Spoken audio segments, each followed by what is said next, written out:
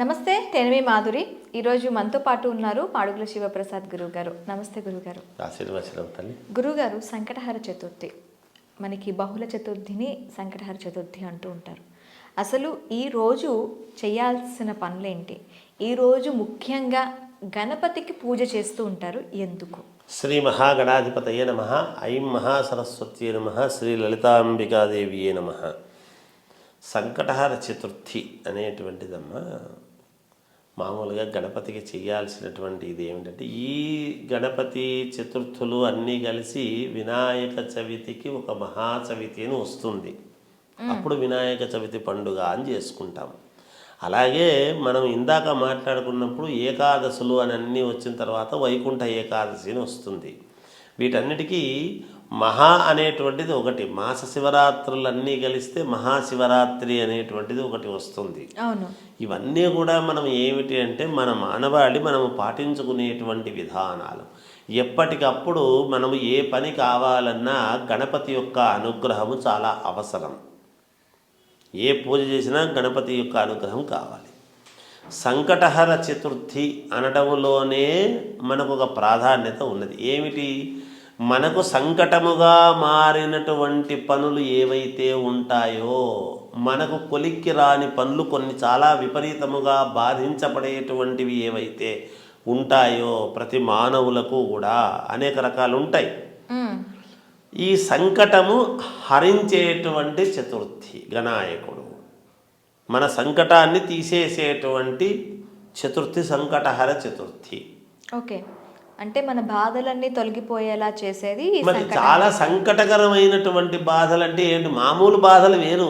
చాలా సంకటముగా ఉంది అంటే ఏమి దాని అర్థము అంటే, శివుడికి గరళములో కదా ఆలాహలము ఉండి కిందకి మింగలేక బయటికి తీసేయలేక కంఠంలో ఎలా దాచుకున్నాడు. అలాంటి సంకటమైనటువంటి పరిస్థితులు కొంతమందికి వస్తాయి మానవాళికి కొన్ని చోట్ల. వాటిని అధిగమించాలి అంటే ఏం చేయాలి? ఈ సంకటహర చతుర్థి వ్రతం అనేటువంటిది గనక చేసుకుంటూ పోయినారు అంటే చాలా శ్రేయోదాయకమైనటువంటి విషయం అనేటువంటిది మనం గమనించాలి. ఏం చేయాలి, ఎలా చేయాలి, ఏం చేయాలి, ఎలా చేయాలి అనేటువంటిది ప్రాధాన్యత. ఇక్కడ సంకటహర చతుర్థి అనేటువంటిది మామూలుగా వచ్చినప్పుడు ఉదయము అల్పాహారం అనేటువంటిది చేసుకోవాలి. భోజనం చేయరాదు నిజానికి. అంటే అల్పాహారం కూడా చేయొద్దు అంటే ఇవాళ పరిస్థితులు వేరు కాబట్టి చెప్తున్నా. ఎందుకు? 4 గంటలు అయితే అది అరిగిపోతుంది కాబట్టి శరీరంలో ఉండదు, రక్తంలో కలిసిపోతుంది తిండి అనేది. 4-5 గంటలు కలిస్తే అయిపోయింది ఇంకా. అందుకని ఉదయం మనం ఏదైతే అల్పాహారం అనేటువంటిది మామూలుగా తీసుకొని సాయంకాలము సంకటహర చతుర్థి అనేటువంటిది మనకు మామూలుగా అష్టోత్తరం దొరుకుతుంది. గణపతిని ఆవాహించుకోవడము, పసుపు గణపతిని చేసుకోవటము. పసుపు గణపతిని పెట్టి తమలపాకుల్లో పెట్టుకునేసి చిన్న బియ్యం కొంచెం పోసి దాంట్లో తమలపాకులు పెట్టి దాంట్లో పసుపు గణపతిని చేసి మనం అష్టోత్తరం చేసుకోవడం. వేరే ఏం చేసుకోనక్కర్లేదు. దాని కింద కూడా ఆ బియ్యము పళ్ళెము కింద గ్రీన్ది పచ్చ ఆకుపచ్చ ఆకులు ఉంటాయి కదా, మామూలుగా చెట్లకు ఆకులు ఉండేటువంటి పచ్చ ఉంటుంది. ఆ ఆకుపచ్చ ఎమరాల్డ్ అంటాం మనం, పచ్చ అని ఉంగరం కూడా పెట్టుకుంటూ ఉంటారు. ఆ పచ్చ గుడ్డను కింద పరిచి దానికన్నా ముందు కింద పసుపుతో శుద్ధి చేసి దాని మీద పసుపు వస్త్రము పరిచి దాని మీద ఒక ప్లేట్ లాంటిది పెట్టి దాంట్లో కొన్ని బియ్యము పోసి ఆ బియ్యము మీద మళ్ళీ పచ్చవి తమలపాకులు పెట్టి ఆ తమలపాకుల మీద పసుపు గణపతిని పెట్టి ఆ గణపతిని సంకటహర చతుర్థిగా మనము ఆ అష్టోత్తరం సంకటహర చతుర్థి అష్టోత్తరం చేయటం అనేటువంటిది అవసరం. ఇలా సంకటహర చతుర్థి ప్రతి చతుర్థికి కూడా వాళ్ళు చేస్తూ వచ్చినారు అంటే వాళ్ళకు ఉన్నటువంటి కష్టాలన్నీ కూడా తీరిపోతాయి అనేటువంటిది మనం తెలుసుకోవాలి. ఈ సంకటహర చతుర్థి రోజు చేసినటువంటి పసుపును మళ్ళీ ఏం చేయాలి? మరుసటి రోజు మళ్ళీ చతుర్థి వచ్చినప్పుడు కదా చేసుకోవాలి. అన్నప్పుడు ఈ పసుపును మనము చెట్లకు కానీ పారేటువంటి నీళ్ళల్లో కానీ నీళ్ళల్లో బాగా కలిపి పసుపు నీళ్లుగా తయారు చేసి చెట్లకు పోసేయటమే ఈ గణపతిని. ఏది? ఈ పచ్చదనము ఆకులు అవి వచ్చేటప్పుడు ఏ చెట్టుకైనా పచ్చనాకులే వస్తాయి, ఎర్రాకులు నల్లాకులు రావు కదా, ఆకుపచ్చగానే వస్తాయి. అందువలన ప్రకృతి సిద్ధమైన మంచి చెట్లలో కనుక నీళ్లు పోసేసినామంటే ఆ పసుపునంతా కూడా కడిగేసి దాంట్లోకి వేసేసినామంటే గణపతి యొక్క అనుగ్రహము పరిపూర్ణముగా మనకు కలుగుతుంది. వినాయకుడు విఘ్నాలన్నీ కూడా తొలగిస్తాడు. ఆ దానికి నివేదనగా మనం ఏం చేయాలి అంటే అటుకులు బెల్లం పెట్టడం చిన్న పరిహారం. గణపతికి చిన్న పరిహారమే కోట్ల సంకటాలని ఖచ్చితముగా. సంకటహర చతుర్థి అనేటువంటి నాడు ఉదయము ఏమంటే మనం మామూలుగా అల్పాహారం తీసుకొని సాయంకాలం మళ్ళీ స్నానం చేసి చేయాలి. ఇది అవును, శుద్ధిగా చేసుకోవాలి. ఎప్పుడైతే శుద్ధిగా మనము భగవంతుని గణపతిని ఆహ్వానించుకొని చేసుకుంటామో, మనం ఆవాహయామి, స్థాపయామి, పూజయామి, తర్వాత పాదం ప్రక్షాళయామి ఇవన్నీ చెప్పుకుంటాం మనం. ఎలాగో అవన్నీ చేసి మనము అష్టోత్తరం అనేది చదువుకున్నాము అంటే మేలు జరుగుతుంది అనేది గమనించాలి. ఇది అక్కడ మనం సంకటహర మామూలు గణపతిది వేరు, సంకటహర చతుర్థికి సంబంధించినటువంటి అష్టోత్తరం వేరుంటుంది.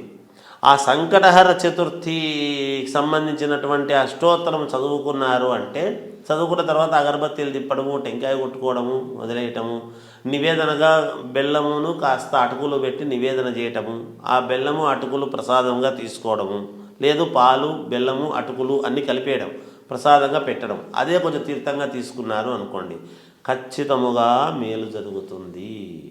100% వాళ్ళ కష్టాలన్నీ తీరుతాయి. ఏవేవో చేయనక్కర్లేదు, ఏవి చేయను. పూర్వం ఏమీ లేవు, ఇప్పుడు అన్నీ వింత వింత పోగడలన్నీ ఏదో విచిత్రాలన్నీ దండిగా వచ్చినాయి. అవి చేయి ఇవి చేయి ఇంకోటి చేయి ఇంకోటి చేయి అని ఉన్న కష్టాలు. పూర్వం ఇవన్నీ లేవు, ఇన్ని సమస్యలు లేవు.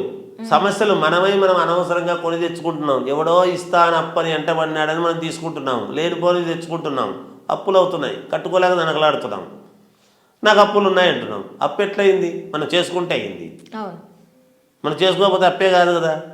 ఎందుకు అవుతుంది అంటే ఇంకొకరిని చూసి చెప్పడం. ఏమిటి మీ ఇంట్లో ఫ్రిడ్జ్ లేదా? అయ్యో మీ ఇంట్లో పెద్ద టీవీ లేదా? అయ్యో మీ ఇంట్లో ఇంకా మిక్సీ లేదా? అంటే వాళ్ళ ఇంట్లో ఉంది మన ఇంట్లో లేదని కొనుక్కోవడం. లక్షణంగా రోలు దంచుకొని మన పని మనం చేసుకుంటుంటే ఇబ్బంది ఏమిటి? ఏ కరెంటుతో పని లేదు కదా. అయితే మనం చెప్పొచ్చు సులభమే, కానీ తొందరగా వెళ్ళాలి చెయ్యాలి. ఈరోజు అందరూ కూడా ఆధునికమైనటువంటి పనులకు ఎప్పుడైతే అలవాటు పడినారో వాటి నుంచి మనం మలుచుకోలేకపోతున్నాం. అంతే కదా. నిజంగా దంచుకొని చేసుకున్నారు అంటే, రోల్లో దంచుకొని చేసుకుంటున్నారు అంటే మిక్స్తో కరెంటు ఆదానే కదా. కరెంటు బిల్లు కట్టక్కర్లేదు కదా. భార్యాభర్తల మధ్య గొడవలు రావు కదా, ఎందుకు ఇంత కరెంటు బిల్లు వచ్చిందని. అంటే అందరూ ముందుకు పోతుంటే నాకు ఇదేనా అని. అదే పరమ ప్రామాణికం, అదే గొప్పది. వాళ్ళు అందుకే ఆడవాళ్ళు పూర్వము ఇలా దంచేటప్పుడు 2 రోకళ్ళు తీసుకొని ఇలా 2 రకాలు ఇలా చేసేవాళ్ళు కాబట్టి, చేదుతున్నప్పుడు ఇలా చేదేవాళ్ళు కాబట్టి, వాళ్ళు ఏ వ్యాయామాలకు ఏ జిమ్ములకు పోయి ఇలా తాళ్ళాడించుకుంటూ చేసుకుంటూ తిరుగుకుంటూ ఇట్ట తిరిగి అట్ట తిరిగి ఇవన్నీ చేసే రోజులు లేవు అవన్నీ. ఈ రోజులు ప్రతి వాళ్ళు డబ్బులు దండికి వస్తున్నాయి, ఇంట్లోనే జిమ్ పెట్టుకుంటున్నారు, టైర్లు ఎత్తేయడం, ఇంకోటి ఎత్తేయడం, అవి ఎత్తేయడం. ఇది ఎవరు చెప్పిన పని ఇవన్నీ? దేనికి? ఎక్కువ తినమని ఎవరు చెప్పరు, ఎక్కువ నడచమని ఎవరు చెప్పరు? ఎవడు చెప్పిన పని? మనం చేతులారా చేసుకున్నవి కాదా. దేవాలయాలు కొండల మీద ఉండేటివి, నడుచుకుంటూ ఇంట్లో నుంచే చెప్పులు లేకుండా పోతూ ఉంటే చిన్న చిన్న గులకరాలు పుచ్చుకుంటుంటే అవి రక్త ప్రసారం జరిగి బాగుండేది. ఇప్పుడు అదే పనిగా ముళ్ళుల చెప్పులు వేసుకో, డాక్టర్ చెప్పులు వేసుకోండి, వేసుకొని టిక్కు తిరుగుకుంటూ తిరుగుతున్నారు. ఏం లాభం దానివల్ల? కొత్త వింతలు కావాలని ఎప్పుడైతే కోరుకుంటున్నామో కొత్త రోగాలను కూడా మనం తెలియకుండానే ఆహ్వానిస్తున్నాం అనేది గమనించుకోవాలి మనం ప్రజానీకం. దానికి ఆలోచన చేసుకోవాలి ఎవరి ధర్మాలు వాళ్ళు, అంతే.